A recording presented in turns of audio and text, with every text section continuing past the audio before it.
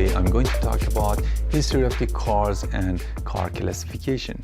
If you want to start somewhere in the time for history of the cars, we can go straight to 1886 when Carl Benz patented the first practical internal combustion engine type vehicle.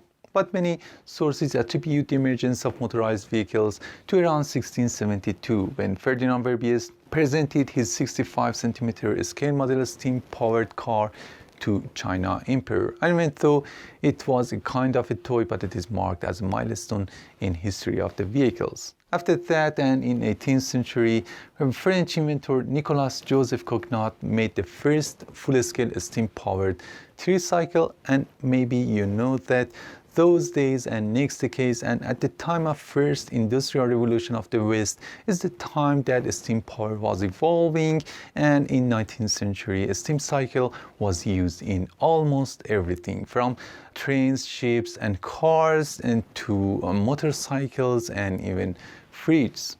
Then a start of 19th century and a start of internal combustion engines. Here, I don't want to be involved into this discussion that who made the first internal combustion engine, but many European sources point to François-Isaac de Rivaz as the inventor of first ICE. But unfortunately, his prototype vehicle never made a long-distance operation because it was very gross and very hard to be operated, and it used hydrogen and oxygen as the fuel and manually operated for ignition system.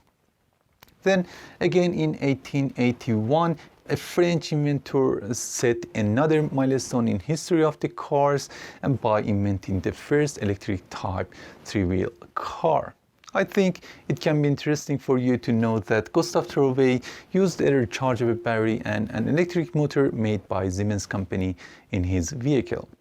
The years later is the time that German engineers start to dominate the car industry, and in my opinion, Carl Benz, Daimler and Maybach marked the biggest milestone in history of the cars, and even Daimler company in 1892 sold the first car that an internal combustion engine used on that.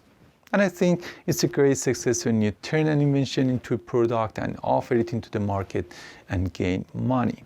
The years later and very fast, the United States started to lead the car manufacturing league, and Henry Ford in 1908 set the first moving assembly line of the cars for mass production of Model T, and up to 1929 and at the time of Great Depression, the United States had the world share of about 90% for car production.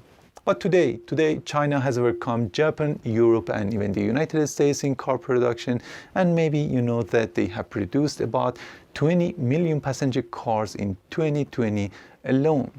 But something that I want to note here is that I don't see that originality that a car manufacturer needs to have when I compare the Chinese products with Western models. And I think it's because they have brought second-hand car production lines from foreign countries and start to work and produce cars based on lower price mindset.